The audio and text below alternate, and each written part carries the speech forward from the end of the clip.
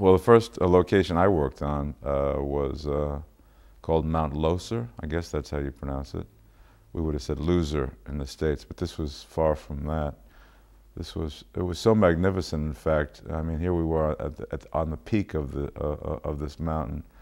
Down below us were low-lying clouds, which were sort of hovering over a lake and these cascading ridges. And everybody who watched the shot in Video Village said that, you know, audiences were going to think it was a painting because it was actually too beautiful to be real.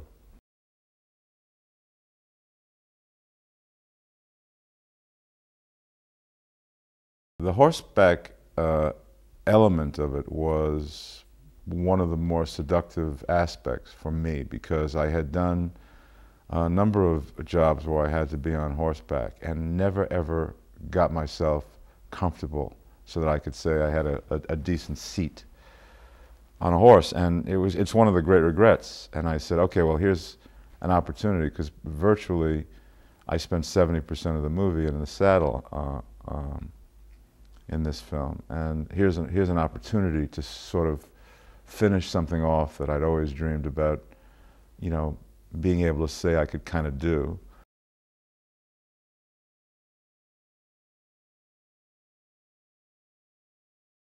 It's one of those things where you kind of have an opportunity to do something that you used to do with like cardboard sticks when you were, you know, 8 years old in the neighborhood. You know, you throw a towel around you as a cape, and you know, get like one of these long cardboard things that they have industrial strength saran wrap on, you know, and that was it. You know, you were Rob Roy, and here I was, you know, living it out with real broadswords and, you know, and real regalia.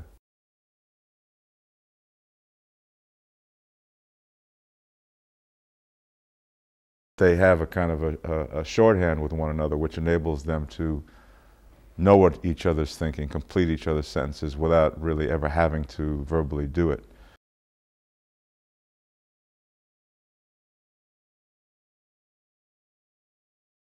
Nick is a real hard worker and very serious about building a foundation so that, you know, whether it's spoken or not, he knows where he is, where he's come from, and where he's on his way to as a character at all times.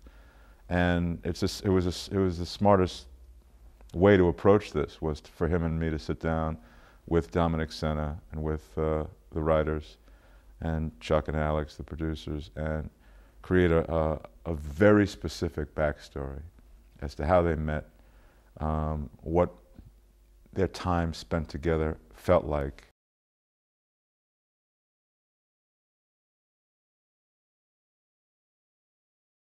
There's no telling the level of adventure that these two have kind of lived out, you know, in the decade and a half or so that they've been, you know, these nights in these crusades, which was gritty, hand to hand, you know, blood in your face, blood on your clothes kind of stuff.